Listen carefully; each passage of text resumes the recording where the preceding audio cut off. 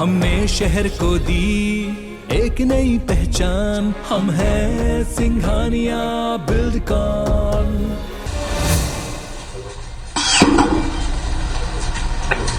सभी लोगों को बधाई। 9 दिन तक के सभी दिवालों में पूजा अर्चना, जोत जवारा हमारे डोंगरगढ़ में,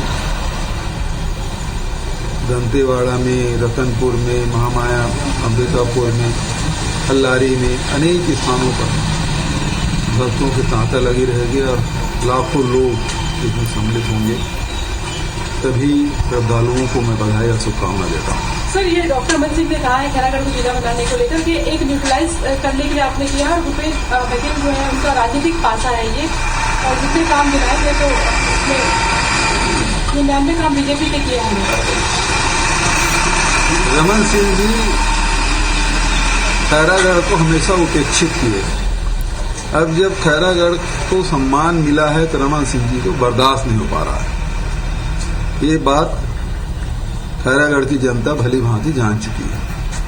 ये बीजेपी के लोग दिल्ली पहुंचकर बात कर रहे हैं कि छत्तीसगढ़ में विकास नहीं हो रहा, धरातल पे बातें नहीं हो पा रही, विकास की सिर्फ हवा में बातें हो रही है। इसी राज्य से तुलना कर लीजिए, चाहे सड़कों के निर्माण हो, पुल पुलियों के निर्माण हो, सिंचाई की व्यवस्था हो, शिक्षा का हो, स्वास्थ्य का हो, लोगों को रोजगार का हो, चाहे किसानों को दाम देने की बात हो, चाहे मजदूरों को काम देने की बात हो, महिलाओं को सम्मान देने की बात हो, सब क्षेत्र में काम हुआ। भारतीय जनता पार्टी को तो जानना चाहिए कि भाई आज महिलाएं परेशान हैं। एलपीजी पिछले 12-15 दिन में 390 रुपया पार कर गया। पेट्रोल डीजल रोज 80 पैसे बढ़ रहे हैं, 12 दिन में 10 बार बढ़ा है। भारतीय जनता पार्टी बताए कि उसमें महंगाई के विरोध में क्यों बात नहीं करते, अब धरना प्रदर्शन क्यों नहीं कर रहे हैं। रोज पेट्रोल और डीजल के भाव 80 पैसे 85 पैसे बढ़ रहा है और भारतीय जनता पार्टी के नेता मौन क्यों हैं। और आज गैस सिलेंडर में साल भर में 1.6% है रिफ्यूलिंग का रेट, तो लोग गैस सिलेंडर ही नहीं भरवा रहे हैं। साल भर में एक परिवार का एवरेज 1.6, तो इतने में कोई गैस सिलेंडर से भोजन पकाता है। इसका मतलब यह है कि इतना महंगा हो गया कि कोई खरीद नहीं पा रहा है। ये महंगाई इतना बढ़ा है, भारतीय जनता पार्टी को लोगों को जो महंगाई की मार पड़ रही है उस पर ध्यान देना चाहिए। एक कोयले को लेकर एससीसीएल दावा कर रहे हैं कि इस साल नए टारगेट सेट किए, वो उत्पादन लक्ष्य हासिल करेंगे, जबकि पिछले साल भी उत्पादन लक्ष्य हासिल नहीं कर पाए।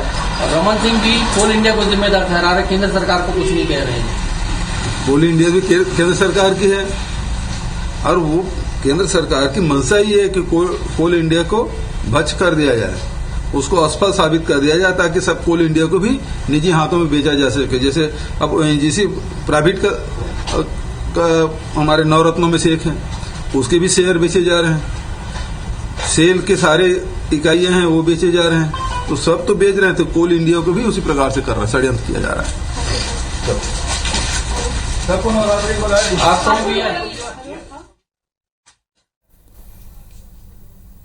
तो पाटन के लिए रवाना हो रहे हैं सीएम भूपेश बघेल। कई मुद्दों पर उन्होंने चर्चा की। खैरागढ़ उपचुनाव को लेकर जो बातें सामने आ रही, जो आरोप बीजेपी लगा रही है, उस पर भी उन्होंने जवाब दिया। तो दिल्ली में जाकर जिस तरीके से बयानबाजी इन दिनों बीजेपी कर रही है, उस पर भी उन्होंने जवाब दिया।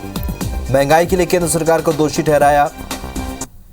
रमन सिंह ने खैरागढ़ की उपेक्षा की है, ये उन्होंने कहा। महंगाई को लेकर बीजेपी पर निशाना साधा उन्होंने कि केंद्र सरकार की नाकामी है कि इस तरीके से महंगाई बढ़ रही है।